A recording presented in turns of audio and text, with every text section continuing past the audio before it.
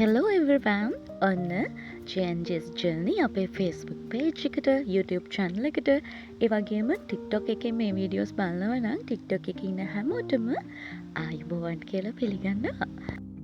මේ තියෙන්නේ අවුවේ හොඳට කර කුට්ටම් වෙන්න වේල ගත්ත ඉඳියප්ප. මොකද ඉඳියප්ප ඉතුරුනාට පස්සේ විසික් කරන්න ඕනේ නෑනේ. ඒක අපිට පුළුවන් වේලලා අලුත් කෑමක් විදියට හදලා ගන්න. මේ තියෙන්නේ ඒ ඉඳියප්ප වලින් මං හදපු කෑම.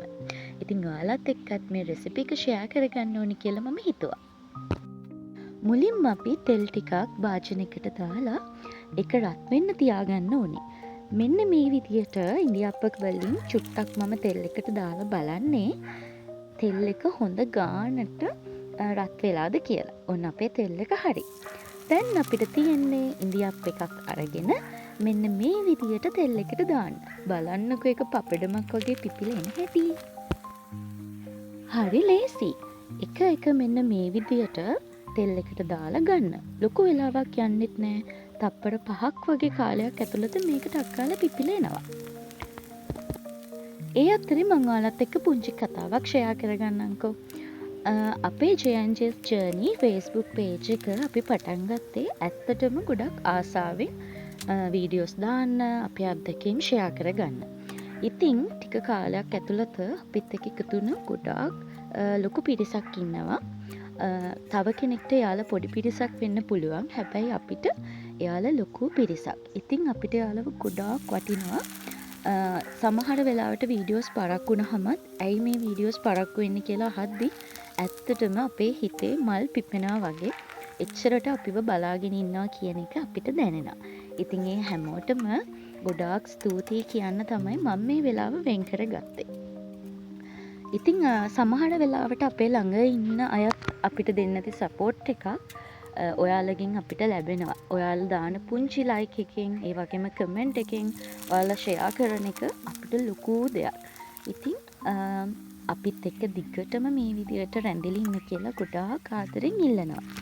දැන් අපි යමුකෝ අපේ කෑම එක පැත්තට.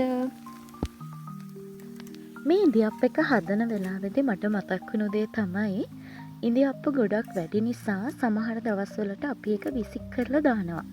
හැබැයි මේ ඉඳියප්ප වලින් අනේ අපිට තව ප්‍රයෝජනයක් ගන්න පුළුවන්. සමහර වෙලාවට අපි නිකන් අර ඉඳියප්ප එක කෑවටත් වඩා මෙන්න මේ විදිහට අපි මේකට කියමුකෝ ආස්මි කියලා.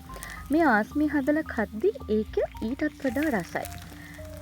ඒ වගේ අපේ ජීවිතවලත් සමහර වෙලාවට අපිට දැනෙන නපුරු අත්දැකීම්. එහෙම නැත්නම් අපේ ජීවිතවලට එන අමිහිරි දේවල් අපිට පුළුවන් නම් මිහිරි කරගන්න. එහෙම නැත්නම් ඒ එන අයහපත යහපතට හරව ගන්න ඔන්න අපි අපේ ජීවිතේ දිනනවා. ඉතින් ඔයාගේ ජීවිතේට මොනවම හරි නපුරක් වෙනව නම් ඒ හැම දෙයක්ම හොඳකට පෙරලා ගන්න. සතුටින් හැම දෙයකටම මුහුණ දෙන්න. මොකද ඔයාට වෙන හැම අයහපතක් අස්සෙම හැංගිච්ච හොඳක් තියෙනවා. ඉතින් ඔන්න ඔක්කොම ඉඳියප්ප ටික මම බැදගෙන ඉවරයි. ඊට පස්සේ ඒක ප්ලේට් එකකට දාගන්නවා. මොකද අපි ඒකට පැණිවක් කරන්න ඕන නිසා. ඊට පස්සේ මෙන්න මේ වගේ පෑන් එකක් ලිපේ තියාගෙන ඒකට සීනි ටිකක් දාගෙන වතුර පොඩ්ඩකුත් එකතු කරගන්න.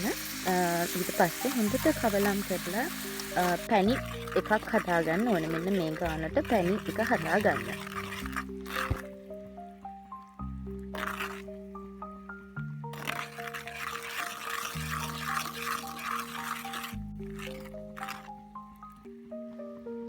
මෙන්න මේ වගේ බුබුලු දාලා පැණි එක නටද්දී ඉක්මනට මේ අර අපි හදාගත්ත ඉඳියප්ප එකට දාගන්න ඕනේ. මම නම් මේ ලස්සනට නෙමෙයි දාගන්නේ. මම දන්නවා ඔයාලට ඊට වඩා ලස්සනට දාගන්න පුළුවන් කියලා. ලස්සනට හැඩයට ඩිසයින් දාලා හදාගන්න.